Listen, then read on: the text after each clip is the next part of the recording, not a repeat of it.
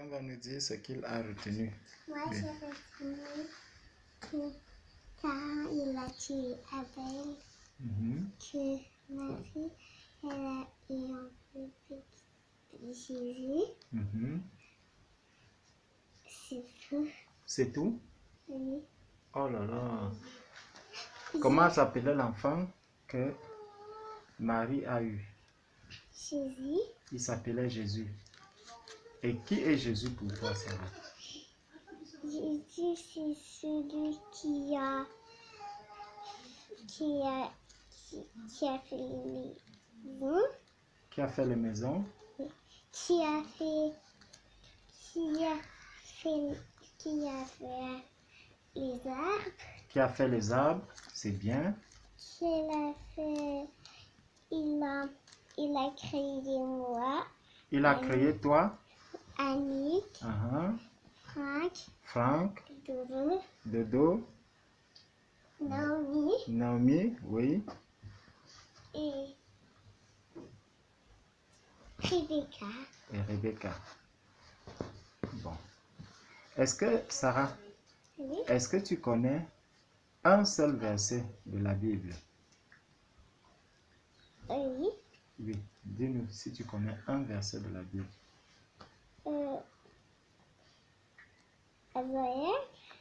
Hein? Adam et Ève. Ok. Gloire à Dieu. Annick, qu'est-ce que tu as retenu? Moi, de tout ce qu'on a dit, moi j'ai retenu déjà que pour être lié avec, pour être connecté avec les seigneurs, bah déjà il faut se repentir, il faut lui admettre tous les péchés qu'on a fait, il ne faut pas lui cacher nos péchés, parce que déjà il sait tout, et qu'on lui dit pas la vérité, il sait aussi qu'on lui dit pas la vérité. Et aussi j'ai compris que j'ai compris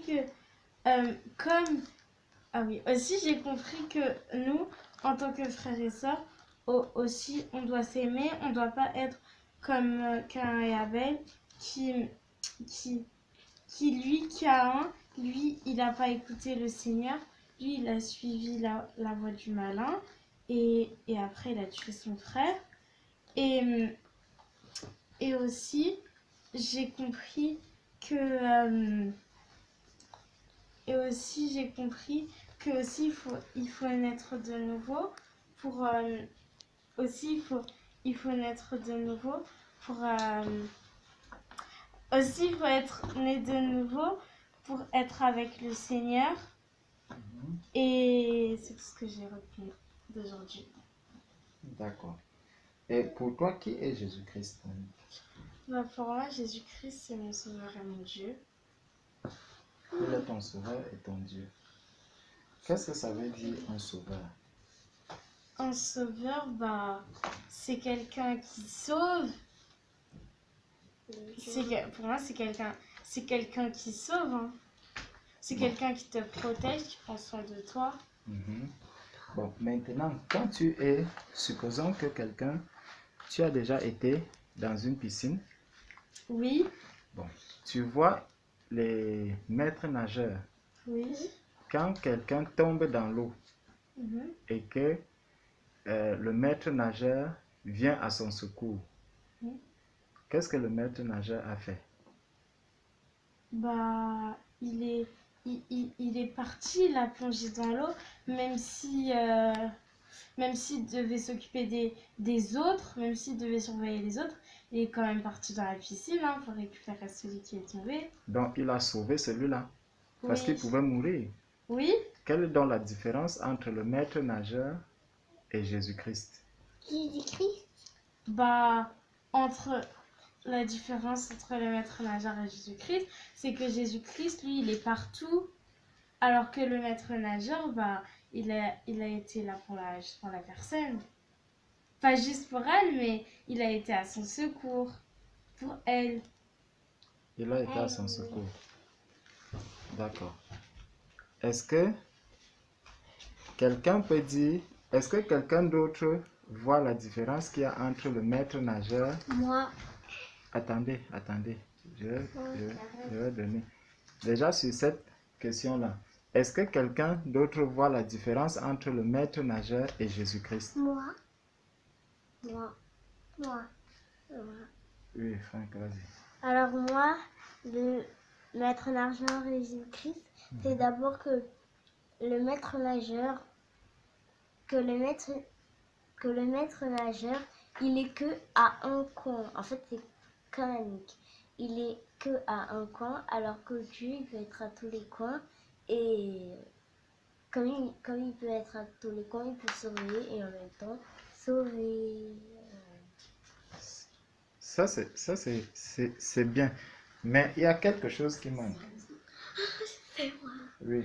En fait, la différence, c'est que Jésus-Christ a sauvé le monde et le maître nageur a sauvé la personne qui est tombée dans l'eau. Très bien. Très bien, Ruth Emmanuel. Jésus-Christ a sauvé le monde entier. Donc, tous les hommes ont été sauvés par Jésus-Christ. Oui. Et le maître nageur, lui, il a été formé pour secourir ces personnes. Mais en même temps, l'autre chose, c'est que le maître nageur peut venir secourir même une personne. Sarah, assieds-toi. Le maître nageur peut venir secourir une personne et lui-même se noie avec la personne. C'est vrai. Hein, vous voyez? Donc, le maître nageur peut venir secourir une personne et lui-même mourir avec la personne. Donc, un maître nageur et Jésus ne sauvent pas de la même manière. Vous comprenez? Parce que Jésus, lui, il est venu sauver l'être humain. Il a donné sa vie à la croix. Il est mort, mais il est ressuscité. Tandis que quand le maître nageur meurt sur la terre, il ne va pas ressusciter comme Jésus-Christ, à condition que Qu'il ait le pardon de péché. qu'il Qu'il ait le pardon de péché. voilà, que ses péchés soient pardonnés. Sauf s'il est devenu un enfant de Dieu. C'est là qu'il peut maintenant revenir à la vie. Mais il va quand même quitter la terre. Hein? Donc, il pourra être sauvé par Jésus-Christ. Ça veut donc dire que le maître nageur, en plus, il sauve les autres hommes. Mais il ne peut pas sauver Jésus-Christ. Vous voyez? Tandis que Jésus, lui, il a sauvé même le maître nageur qui est un chrétien. Franck, qu'est-ce que tu as retenu de tout ce que l'on a fait aujourd'hui, de ce qu'on a dit aujourd'hui? Moi, je vais d'abord poser une question. Est-ce que... Tu voulais d'abord poser une question? Oui. D'accord, vas-y. Est-ce que tu peux me dire des questions pour voir si j'ai retenu? Dis-moi donc ce que toi tu as retenu de tout ce qu'on a dit. Alors moi, j'ai retenu que pour naître de nouveau, il faut être baptisé, se repentir, et après tu es né de nouveau. Bon, est-ce que tu étais dans l'ordre? Se baptiser, tu as dit se baptiser, se repentir. Est-ce que c'est ça? Oui. Et se baptiser. Voilà, se repentir et se baptiser. Là, tu es allé dans l'ordre.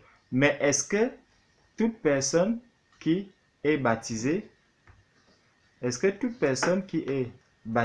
que n'importe quel baptême fait de nous quelqu'un qui a cru en Dieu?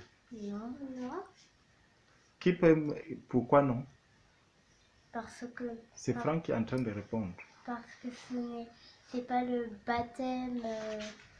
c'est pas le baptême dans l'eau. Des fois, c'est pas le baptême dans l'eau. Des fois, c'est parce que... Voilà, comme on a dit, sinon c'est juste au front. Ah, donc le baptême qui est sur le front, ce n'est pas... un vrai baptême. Ce n'est pas un vrai baptême. Bon, je vais te poser une question assez compliquée maintenant. Hein? Déjà sur le baptême, toujours. Est-ce que tu connais dans la Bible un exemple de baptême Parce qu'on a parlé de ça. Un exemple de baptême que... Bon, déjà, avant d'arriver à là, est-ce que tu peux me citer le nom de 2 apôtres que tu connais dans la Bible? Jean, Pierre. Pierre. Bravo, tu connais 2 apôtres. Est-ce qu'en dehors de ces 2 apôtres, tu peux encore citer un troisième? Oui. C'est qui? Barthélemy. Thomas. C'est facile. Bon, Jean-Baptiste. gloire à Dieu. Sarah, qui peut me dire qui était Jean-Baptiste? Moi. Jean-Baptiste, il était quoi? Jean-Baptiste était... En fait, Jean le Baptiste était un homme qui baptisait les gens dans le Jourdain. Non, on demande quel était son ministère dans la Bible. On dit que Jean-Baptiste était qui? Il a dit, repentez-vous car le royaume des cieux est proche. Voilà, je sais qu'il a dit. Mais Aussi, Jean-Baptiste était quoi? Son c'était la ministère. voix qui crie dans le désert. Non, c'est pas ça que je demande. Je suis en train de demander. On était sur la question des apôtres.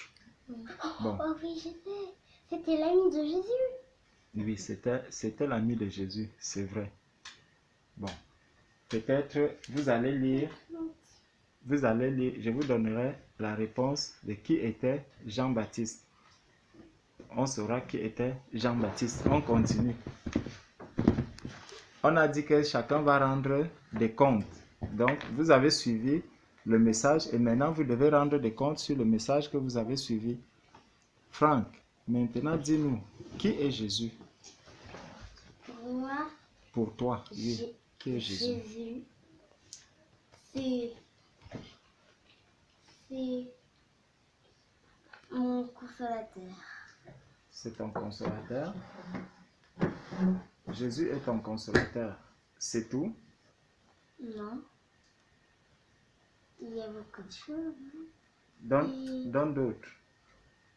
C'est mon avocat. C'est ton avocat. Et Quel est le rôle d'un avocat? un avocat, par exemple, et tu dois obéir à ton avocat. Mais qu'est-ce que l'avocat fait? Le travail d'un avocat, c'est lequel?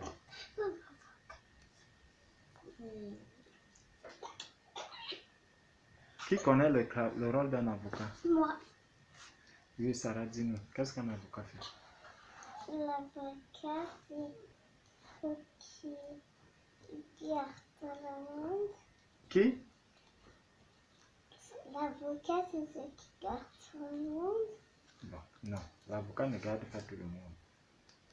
Oui. Un avocat, c'est pour défendre quelqu'un. Par exemple, si quelqu'un est accusé devant le tribunal, et ben, l'avocat va le défendre devant le juge. Très bien.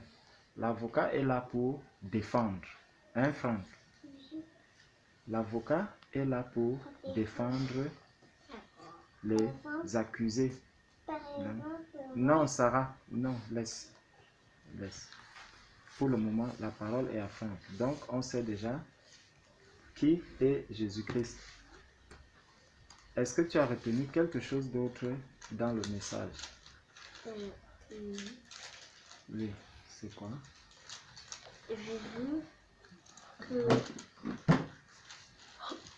qu'il faut toujours veiller sur son frère et sa soeur. Il ne faut pas être comme Caïn, il a tué son frère alors qu'il fallait qu'il veille sur son frère. Voilà, il faut toujours veiller sur son frère et sur sa soeur. Où est ta soeur? Qui est ta soeur? C'est Sarah et c'est Annie. Sarah est qui pour toi? C'est ma petite sœur. C'est ta petite soeur. Qu'est-ce que tu dois faire vis-à-vis de ta petite soeur? Et je dois faire qu'elle ne se perde pas et que même si on part quelque part, elle ne s'éloigne pas de moi et que moi je m'éloigne de mon ami, d'Annick et qu'Annick elle s'éloigne pas de moi. Donc voilà. Donc tu dois veiller sur ta petite soeur. D'accord? Et vis-à-vis de Annick, qu'est-ce que tu dois faire vis-à-vis d'Annick? Je dois me rapprocher d'elle. Tu dois te rapprocher d'elle et tu dois la respecter, n'est-ce pas? Voilà, parce que c'est ta grande sœur. Tu dois respecter ta grande sœur. Maintenant, la dernière question. Est-ce que tu peux nous donner un verset biblique? Oui. Oui, donne-nous un verset biblique. Apocalypse 21, Mhm. le dernier verset. Qu'est-ce qu'il dit? Il dit, non, je crois 20, il dit, je vis descendre du ciel un dragon, un serpent, et un dragon, un serpent, et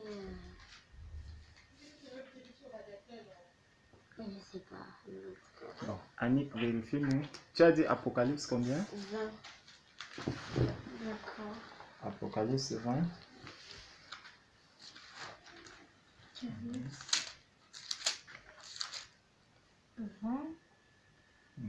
Il saisit. D'abord, le verset 1, je pense qu'il parlait du verset 2 parce que c'est marqué au verset 2. Il saisit le dragon, le serpent ancien, qui est le diable et Satan, et il le lia pour 1000 ans. Bon. Est-ce qu'il y a, Franck, est-ce qu'il y a un passage dans la Bible que tu veux partager avec nous?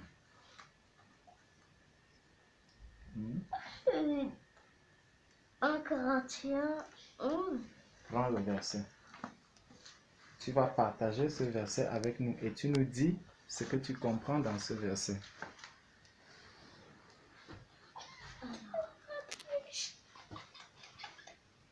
Non, Ruth, on ne rit pas.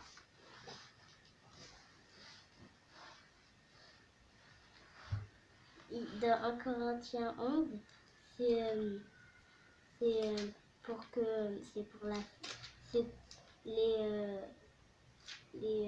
Lis-nous le verset et puis tu vas nous expliquer comment tu comprends. Sur la tête. Vas-y, vas-y. Oui, cherche le verset. Alors, oui, voilà. Mais je parle pour toi, pour un homme ou pour la femme? Non, lis ce que tu veux. Tu nous expliques comment tu comprends ce verset. Tout homme qui prie ou qui prophétise la tête couverte déshonore son chef. C'est 1 Corinthiens combien? De 4 à 5.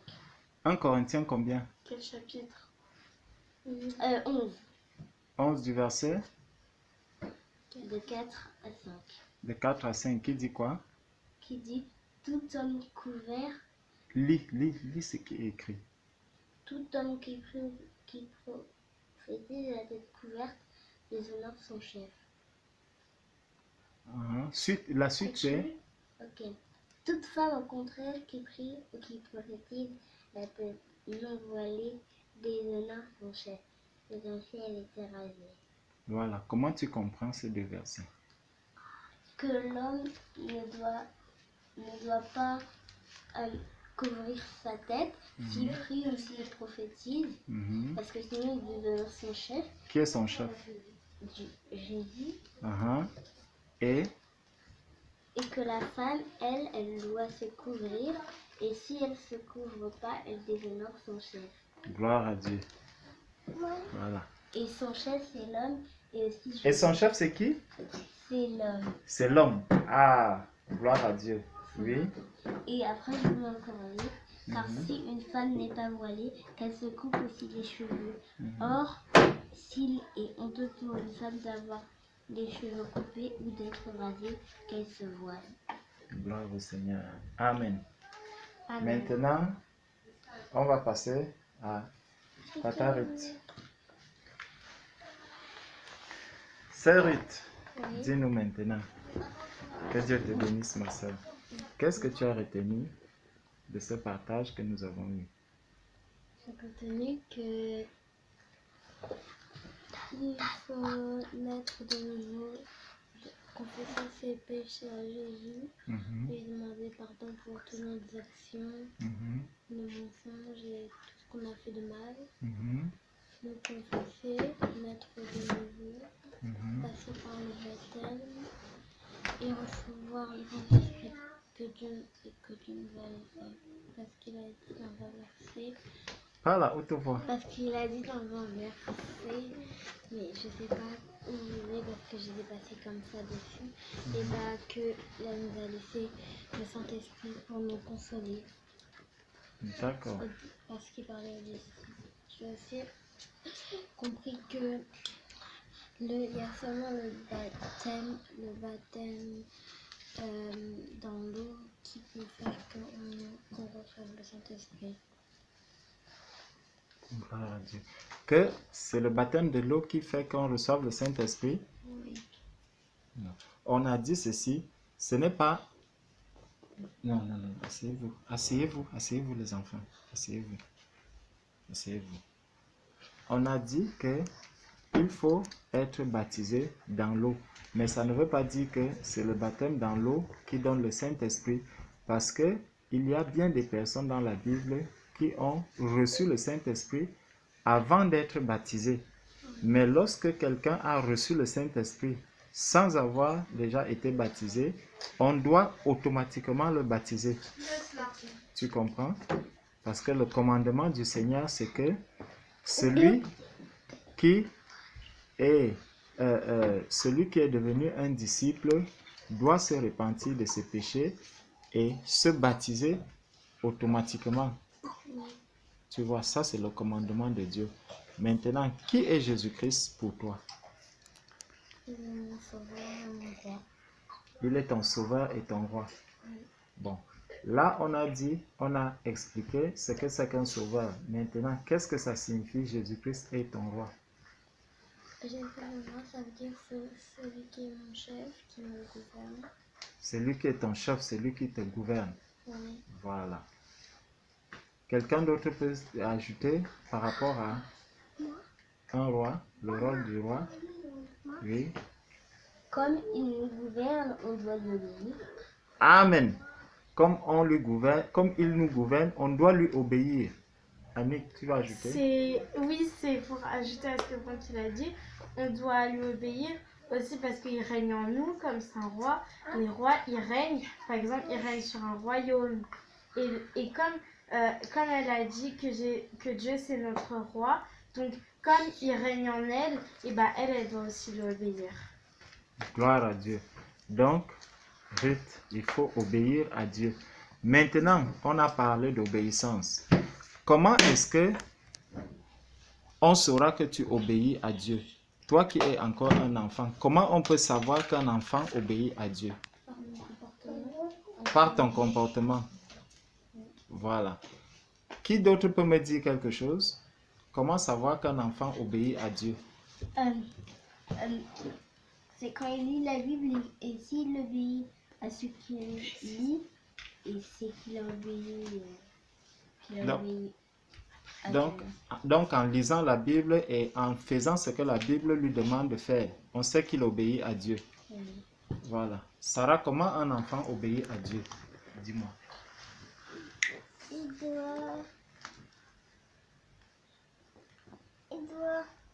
doit dire d'abord pardon à Dieu. Il doit dire pardon à Dieu. Pour ses péchés.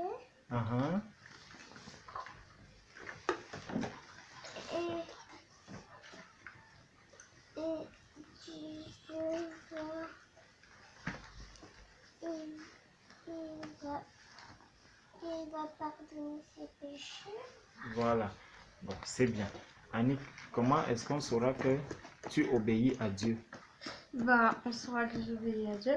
Déjà aussi comme ils ont dit, par mon comportement et aussi en lisant la Bible et en l'appliquant. Et aussi en obéissant à mes parents. Voilà. En obéissant aux parents. Donc, pour savoir qu'un enfant obéit à Dieu, il doit effectivement obéir à ses parents.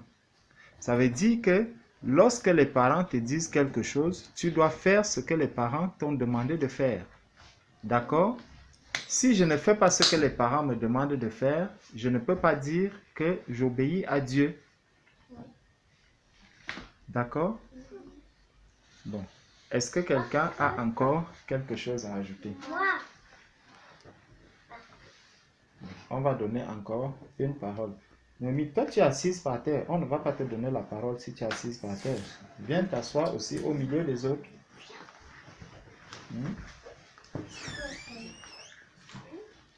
Bon.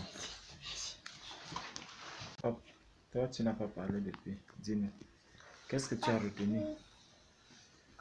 Honore mes parents parce que c'est Dieu qui dit aux parents de dire que c'est bien. Hein? On doit se faire parce que c'est Dieu qui dit aux parents de dire. Ah. Non, elle a dit que on va obéir aux parents parce que c'est Dieu qui leur dit ce qui est bien et c'est Dieu qui dit aux parents ce qu'on nous doit faire. D'accord, ça c'est bien. Maintenant, est-ce que vous avez un chant pour clôturer? Moi, Un chant. Non, vous chantez tous ensemble. Est-ce que vous connaissez un chant que vous pouvez?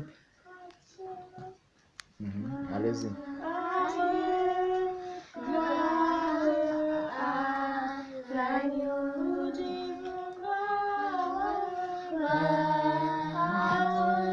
Jésus, au Sauveur.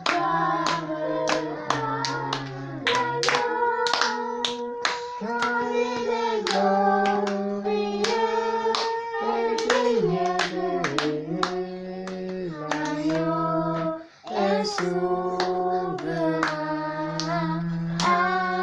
Nous élevons nos voix pour l'adorer. L'agneau est souverain. Vous allez dire au revoir aux bien-aimés. Nous commençons par la sœur Ruth. Au revoir, sœur Florence. Ah, sœur Florence, reçois les salutations de ta sœur Ruth. Noémie. au revoir, sœur Florence. Ah, elle salue aussi la sœur Florence. Franck. Au revoir, Samuel. Au revoir Samuel. Gloire à Dieu. Oui, Sarah. Au revoir, Grace. Au revoir Grace. Au revoir, Raphaëla. Au revoir Raphaëla. On recommence.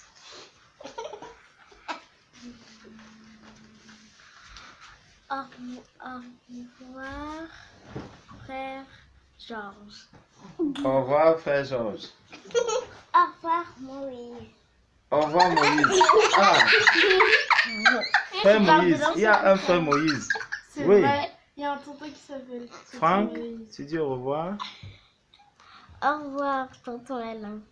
Au revoir tonton Alain. Au revoir, tata Daniel. Au revoir, Shalom. Au revoir Shalom. Ah, Wendy, c'était pour la fin. Gloire à Dieu. Soyez bénis. Au revoir. Soyez bénis, mes frères. Soyez bénis, mes frères. Soyez doucement. Soyez bénis. Amen. Au nom du Seigneur.